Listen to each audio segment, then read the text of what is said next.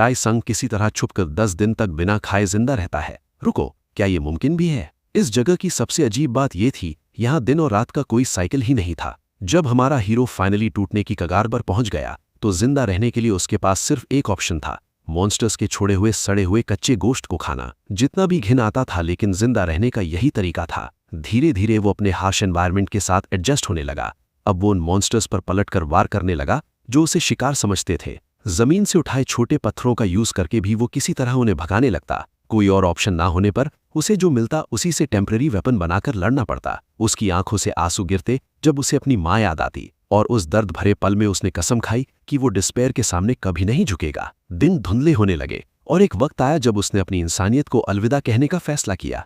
वो बिल्कुल नीचे से शुरू करता है और अपने दम पर ऊपर चढ़ने लगता है। जो गोश्त पहले उसे घिन दिलाता था वो अब एक रेयर लग्जरी बन गया, जिसे वो सर्वाइवल के लिए अप्रिशिएट करना सीख गया। एक दिन जब वो खा रहा था तो अचानक उसके सामने एक पैनल अपीयर होता है। उसमें दिखाया जाता है कि वो लेवल 3 तक पहुंच गया है। उस पल सब कुछ एक गेम जैसा लगने लगता है। 7 साल पल भर में बीत गए और वो लेवल 24 तक पहुंच गया। अब इतनी स्ट्रेंथ के साथ वो उन क्रीचर्स को भी एक ही स्ट्राइक में खत्म कर देता जो कभी उसे डरावने लगते थे।